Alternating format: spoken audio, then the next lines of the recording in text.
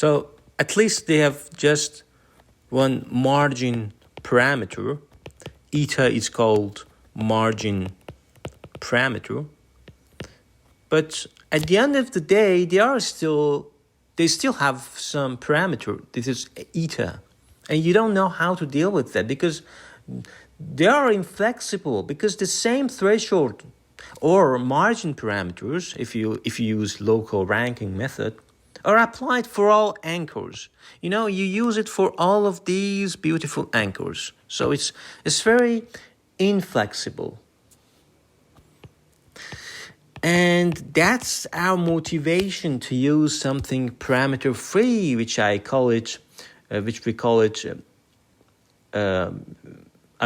We leverage mutual information and we try to minimize neighborhood ambiguity.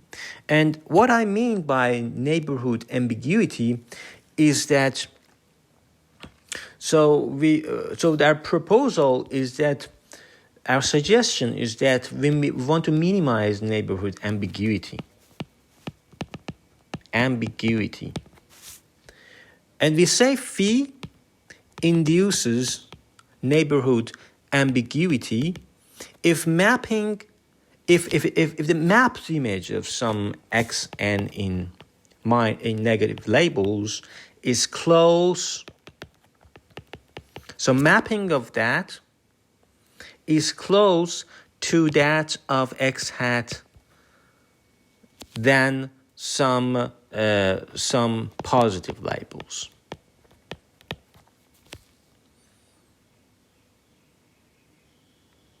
So phi induces neighborhood ambiguity because because here your negative samples is closest.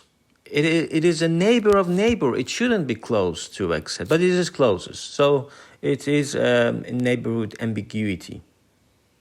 But we want to reduce that bad stuff, that bad ambiguity. D of x hat and phi, as I said, is from x to 0, 1, and b. I just want to recall what are these things, because this is the first time that you have seen these things, and I want to train the neurons of your mind, of your brain, to get used to these things. So this is membership indicator of plus x hat. So as I said, we have two distributions. P of, instead of just writing d little d, we write capital D, x hat and phi, conditioned on C of x hat equal to 1. And another distribution is P of D of x hat and phi conditioned on C of x hat is equal to 0. So let's call it this big things as little p minus d, and this big things at p plus d. So if these two distributions have no overlap, it means that the phi of x hat and xp is less than the phi of x hat and x negative. And that's a good thing, because for any positive things and for any negative neighbor, you have reached this. But life is trade-off, so you should get it as much as you can. And now we use mutual information between the random variable dx hat and another random variable cx hat in order to capture the amount of overlap between conditional Hamming distance distributions. So as I said, I between them is just, so let's say I of this is just h of cx hat minus h of cx hat dx hat. Of course, you can write it as well, right, like this. Sometimes you can write this as h d hat, h of d condition of c. And I recall that mutual information between two random variables, you know those things. I just want to recall because even writing this is beautiful.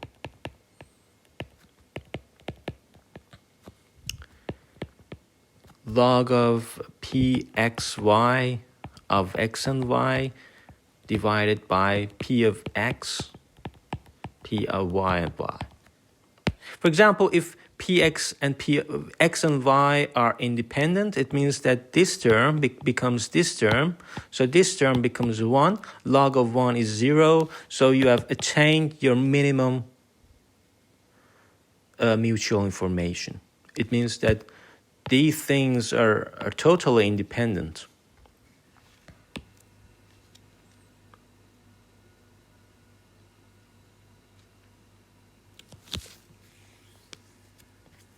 So if I of d and c attains a high value, c can be determined with low uncertainty by just observing the d. And I is maximized when there is no overlap and minimized when p plus d and p minus d are exactly identical.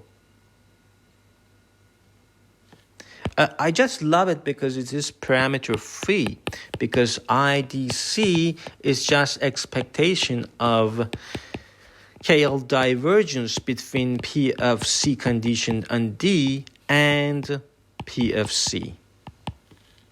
But it's just for one anchor point. That's why you need to have a good quality measure, let's say Q. Q, for any embedding, you should have a quality measure for any embedding, because you have lots of anchor points. So a simple thing is just an average. An average in continuous mathematics, it means integral. I of d of x hat phi condition and c x hat, p of x hat, and d of x hat. In practice, we do Monte Carlo sampling. Just replace this by just sum, and you know what you should do. So we want to optimize the mutual information. And the quality measure, as I said, Q of phi. Of course, in original paper, they wrote it O of phi. But it's a little bit confusing, so I always write Q of phi. Q of phi is intractable, so we optimize the parameters over a finite training set of IID samples from P of x hat. It means that we want to maximize overall phi the summation of I, because as I said, we just discretize and we do Monte Carlo estimation. And what is interesting in deriving those things is that we need to know the else element of PD, which is P plus DNL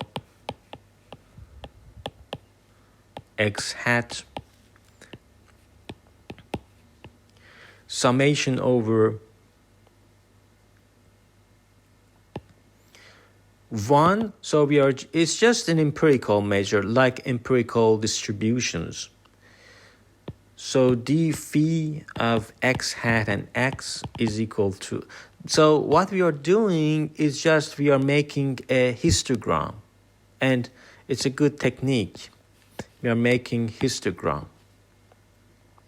Because if you don't do that, we cannot derive remember that we want to maximize the sum of mutual information, and so you need a Jacobian, you need the chain rule. You need to make a derivative with respect to phi, and you will see what I mean. So what it appears is just the derivative with respect to D and L. So you should be aware of that and be prepared for that. So now you see why we need those histograms, because it appears and we have to deal with all of these discrete things. Unfortunately, because it's finite, so everything becomes easy. So phi, by the way, this one is just plus p plus log of p plus d and l minus log of p d and l, because I just used the fact that for the else element of pd, it is the probability that c is 1, so this is p plus, and times the p plus d and l plus p minus d and l. So phi is discrete, so we relax phi by approximating that sine function with sigmoid function. So sine function, we approximate it by sigmoid function. Sigmoid, you know, sigmoid from R2, 0, and 1. In the continuous relaxation, so it becomes, because in deep learning, everything should be continuous. You cannot do those things. So you need to have a continuous relaxation. Just like combinatorial optimization, that you do LP relaxation, you imagine that everything is not integer, you can observe some other thing, and then you turn back by rounding. For example, you do randomized rounding and come back to your original discrete problem.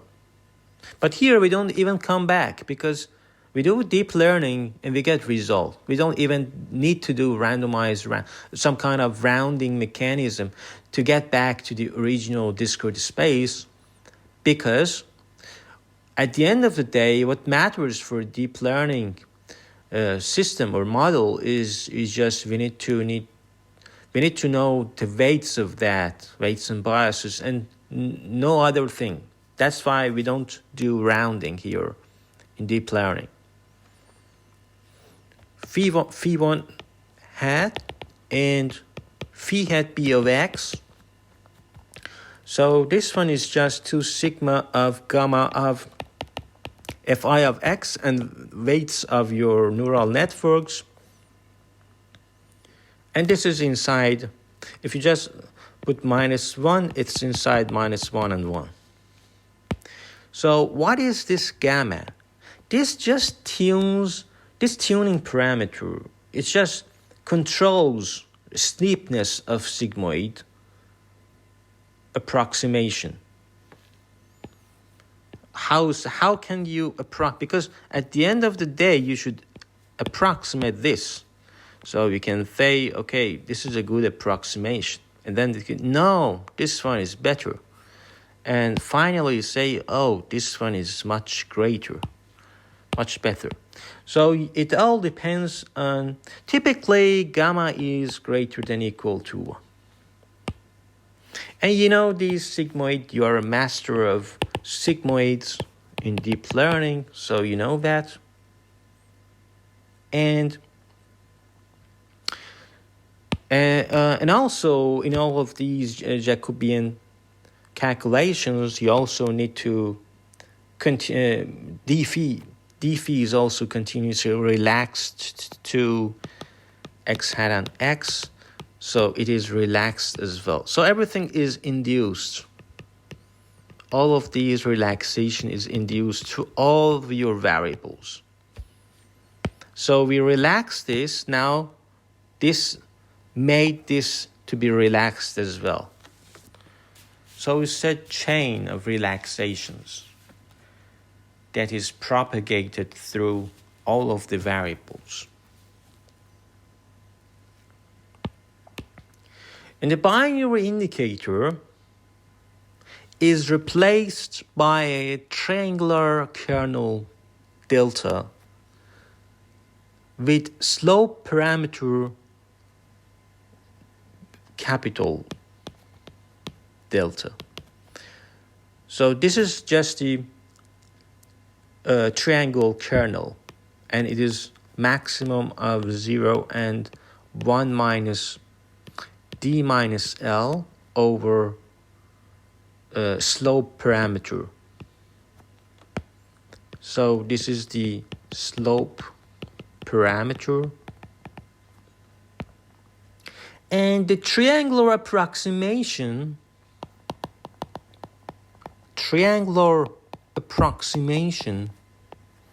when delta converges to 0, it converges to binary indicator.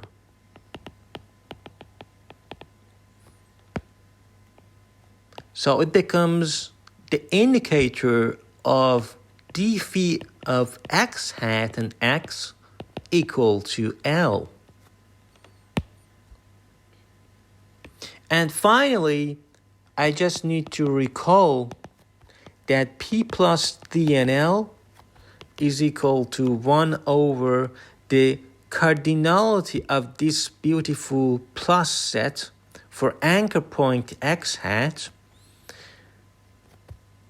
sum over all positive neighbors of anchor point x hat,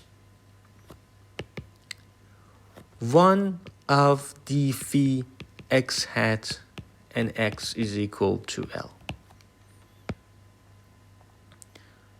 So it's very beautiful that you have written this like this, because now you can relate. So the trick is useful because now you can relate this to all of the parameters that is inside your embeddings, the weights of the neural networks. So let's do it. Derivative with respect to phi. 1 over cardinality of x hat.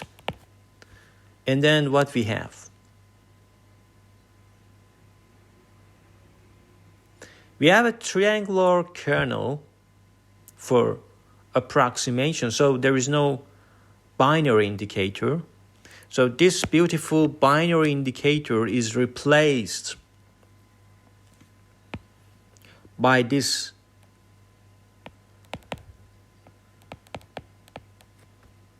delta. That's why derivative of 1 is derivative of delta, because it's an approximation for that.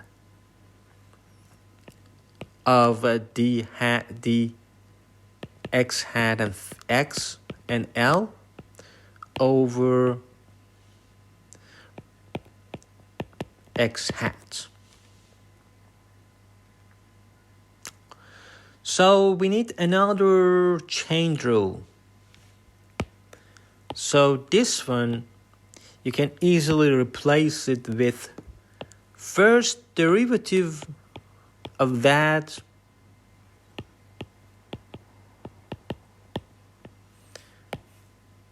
with respect to... So I should always teach slowly like this, like now, because I think people can understand these beautiful things in a much more friendly way. So it was my mistake that I was just teaching everything very fast. I don't know why, but now I try to slow down my teachings. So this one is just phi hat of x. And d phi hat, d hat of phi, and then delta prime of that. And of course, all of these we forget to write the sigma, And then, of course, these things is copied here. And